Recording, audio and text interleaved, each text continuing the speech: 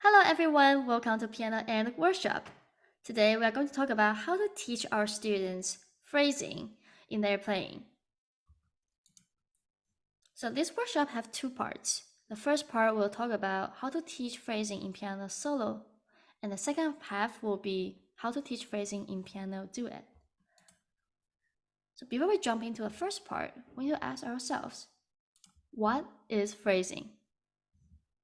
So to me, it's very simple. It's how we shape our music. Well, we shape our music to express the certain feelings, certain emotions in the music, and also try to deliver your interpretation, your own understanding of music to our audience.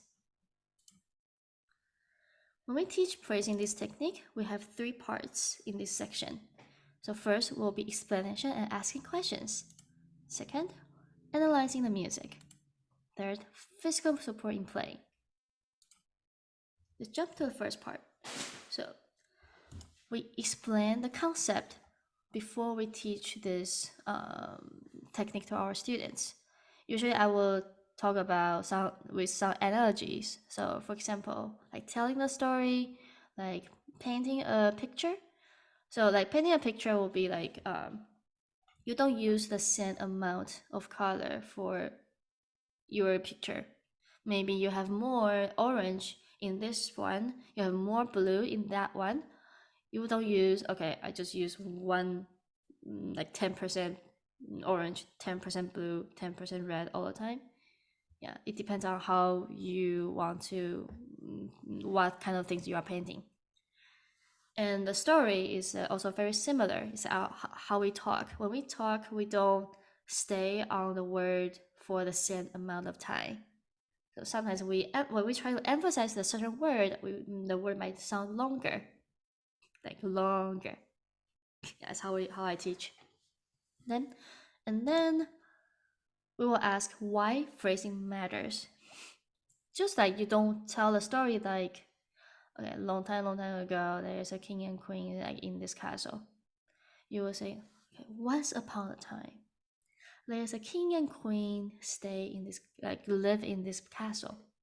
There's like certain word you will like pronounce longer, or some word you will say shorter to make the story sounds like more interesting instead of just the same thing all the time, sound like a robot. And then what do we do to phrase the music? Well, it's kind of like we need to break down like each process. We need to break it down to like certain sections, and then we need to think about, okay, what do we do? Dynamics, articulations, tempo, and timing, all that to shape our phrases. And what do we need when we phrase the music? Well, active listening. You need to consistently listening to your playing, and then to adjust this at the same time. And also you need to have the, well, it's something that I always like to bring out to my students.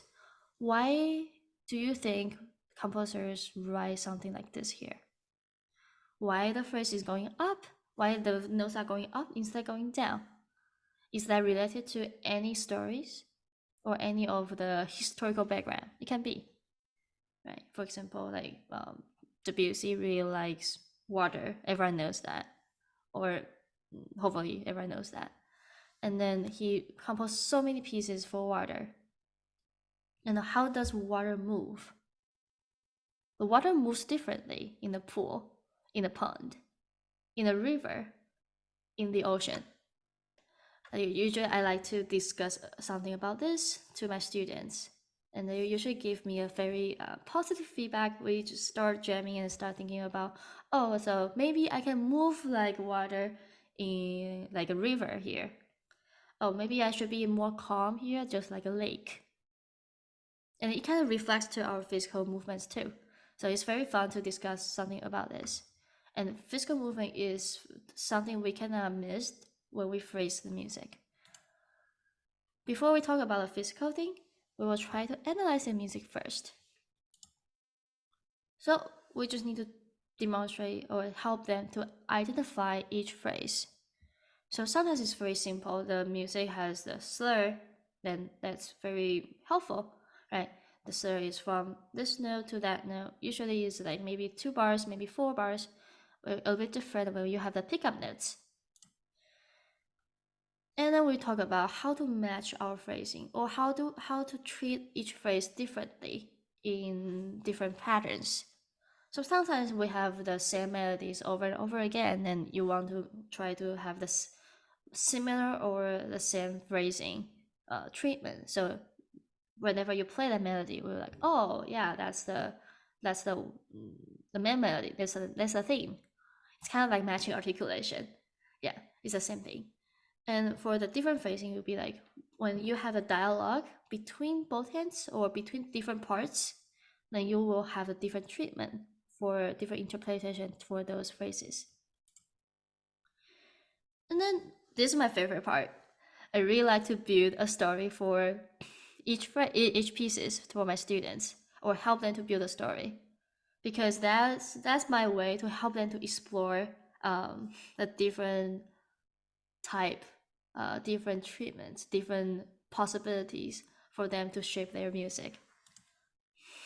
So let's take an example here. This piece is called Reflections by Alexander. And just look at the first line. That's just the first 2 bars here. Okay. And let's take a look. You can also play a little bit.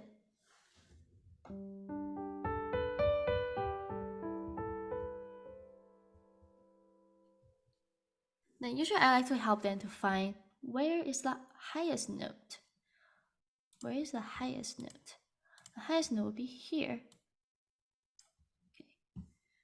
And where's the lowest note? Well, the lowest note will be here. So now we have a very clear shape. The shape will go up and down and up. And this one is kind of like, okay, because there's a both hands here. You can say like there's maybe a branch here. Okay. And if you don't have the branch there, it looks just like a wave. If you have a wave, then you will sing soft in the beginning and then build up to the top, and then I treat this one as a diminuendo is because that's the end of the phrase. When you have the end of the phrase, it's very natural and sounds more musical when you do a diminuendo there.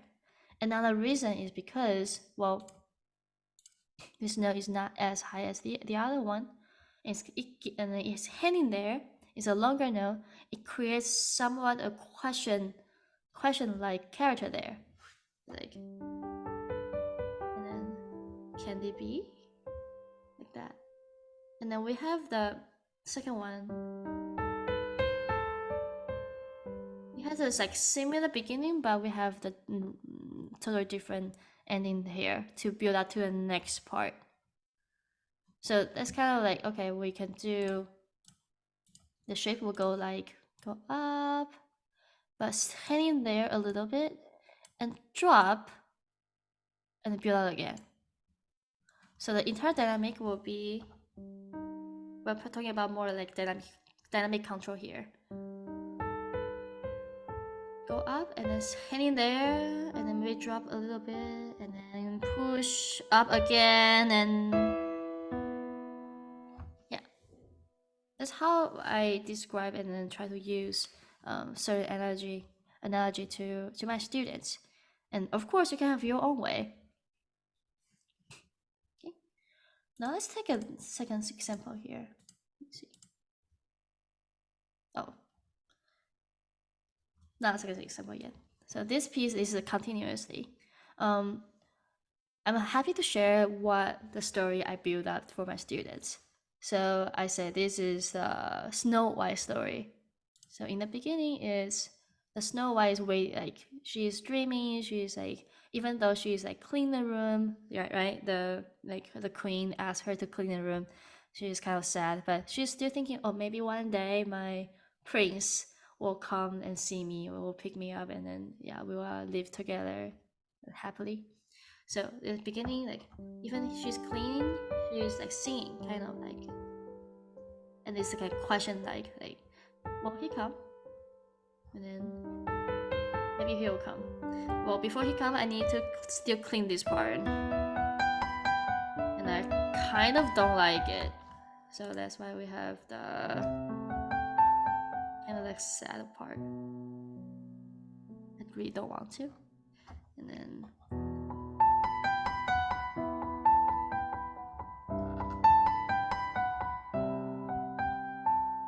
this is kind of like inside her heart. She's start thinking, okay, maybe after this I should go outside and I should pick my flower, and then that sounds exciting, right? And then maybe I will meet my Mr. Right. And then here is another part. It also have like a very like, to me it's like struggling, even though like it's kind of like pretty soothing melody.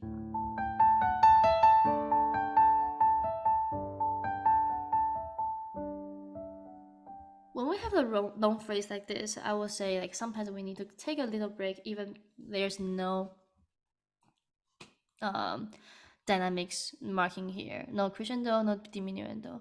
But I will definitely see these notes.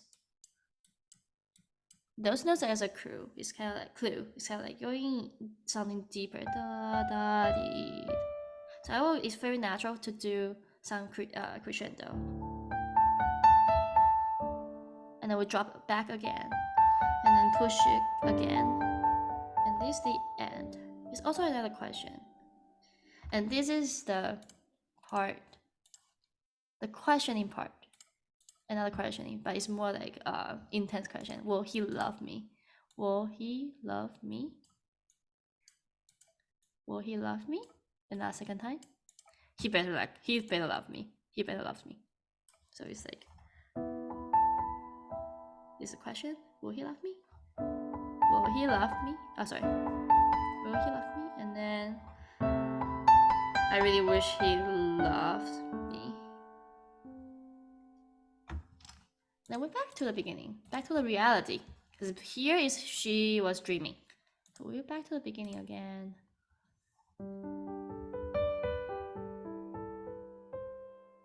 And something is changed because she was dreaming, right? So something changed her mind. And then this is what she's thinking about, okay, when I see him, I want to say I love you. I love you. And then the second time, I love you. Because it's all in my dream, so well, in my dream.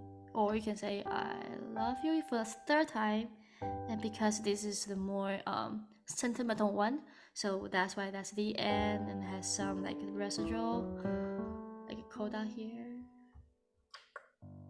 like that. Yeah, when I share this story with my students, they all laugh, and then they kind of get why the phrasing is so important. Instead of playing everything the same, like no dynamics, or like just follow the dynamics on the score. Another thing we want to keep in mind is the dynamic markings are the information that, or the certain like rule or a certain like thing that composer really wants you to do. But besides that, we have so many microdynamics we should use in the play, in the music. We have the next example is called Dark Side. Okay, and this piece is pretty simple, and for the phrasing part, I suggest my students, since we have so many like consistent left hand, we don't use a lot of timing, but we do have like one part like I feel like is very useful, even though the music doesn't show that, to slow down or speed up your tempo. So this is how beginning sounds like.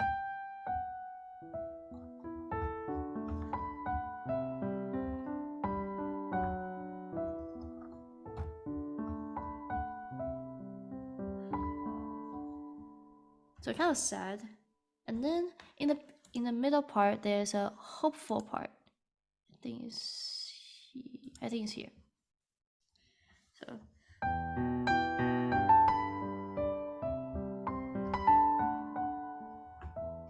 So here is kind of like hopeful part, and I tell like my students still a question part. So in the last two bars is a question. Will be like hopeful always in this world in your life? No. The answer is no. But because there's a question, so we take time here. We take time. I usually do this. We take time there. There's a question. And then we go back to beginning, which is the dark side. So we don't stay in the bright side always. So then is this I will always be dark bright side?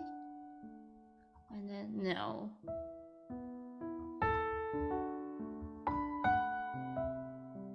Yeah. And also I like to ask them to drop their entire tempo here because that's so sad. You are going back to dark side by yourself alone. Like very sad and dark, right? Okay. So these are some examples. And usually I also make the like a little meme thing. Like they usually laugh a lot. They like it a lot. Is this? So when I phrase my music, we add some crescendo. We might add some accelerando, right? We need to speed up the tempo or slow down tempo. Maybe we'll do some diminuendo here. Oh, when we find our highest note or our gold note, fortissimo is too much. Yeah, but let's give them some like spaces to or some rooms to think about. Okay, what kind of treatment I want to do here, and it depends on the story or depends on the image I'm creating, depends on the thing I'm creating, or based on my understanding. I can.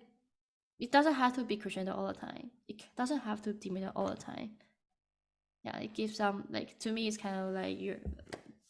It's not like a puzzle. You have to do this part to this part. It's kind of when you're cooking, right? Maybe these two types of food go well together. You don't know. You just need to try it several times. Right. Another thing is how do we achieve those part? Achieve those like crescendo or achieve those speed up and also like the um to have the to create some phrasing.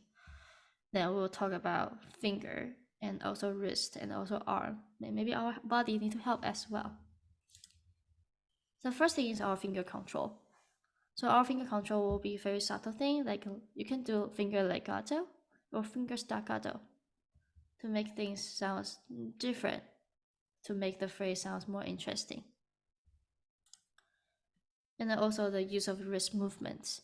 So I usually like to say, okay, so we're gonna do, for example, that refresher thing. Let me see if I can switch my camera so I can see my hand. So I do the.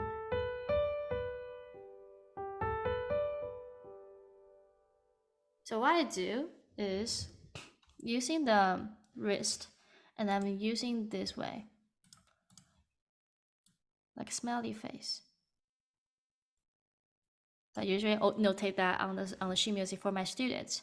They're gonna do the smiley face here, from the left side to the right side smiley face.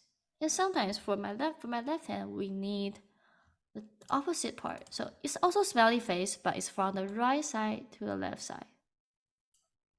It depends. Yeah. And then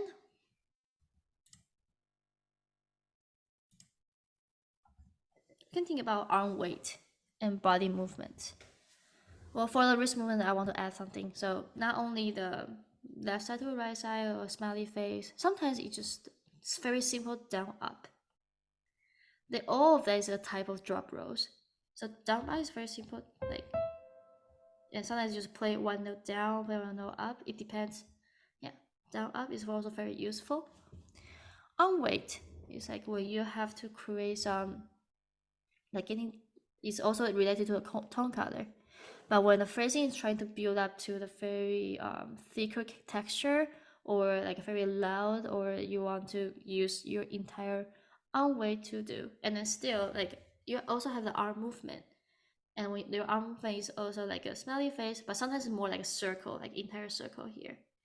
And your body movements, like when you lean forward, it's very easy for them to create the crescendo or forte. When you lean back, it's also easier for them to create a diminuendo.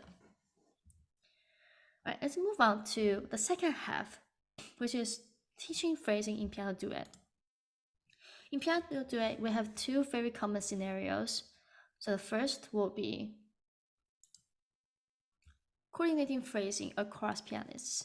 So sometimes we have the same melody, and then so from one pianist to the other one, it's kind of like we are shifting something. We are giving the ball, we are like throwing the ball to the other one. Then it's very important to have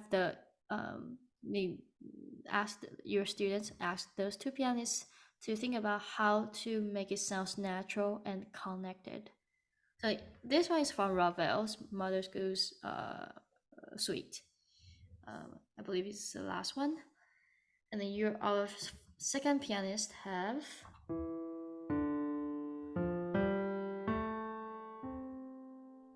And then it will be very natural for us to crescendo at the end, right? And then right. It's very natural for us to diminuendo. However, here is rise crescendo. And the reason is because we are giving this melody to our first pianist.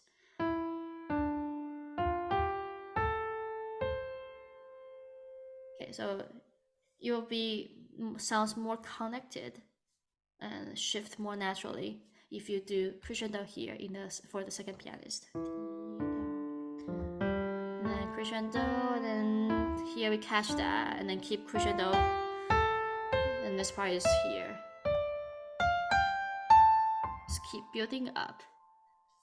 So you probably need to practice several times, and sometimes I just like them to really use their ear to listen what happened to what's the volume and tone color of the last one here. So ask the first pianist to listen to the second pianist. Okay, this is a volume. You cannot be lower than that. You cannot be softer than that. You need to be louder than that for your first note. And also, it's also second pianist's job to not to make this note so loud, right? So they just need to cooperate. The second common scenarios will be when they are playing the same melodies at the same time. Then you have to have the matching phrasing. So this is from Schubert, Fantasy in F minor, D940. So right hand will have, left hand in the first pianist will have,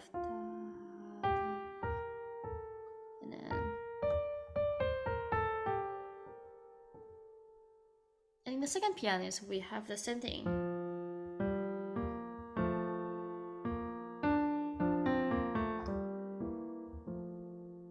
Then that's very important to make it sound similar. If you have the pianist do, then they will sound totally different when they play together, right? It will be like,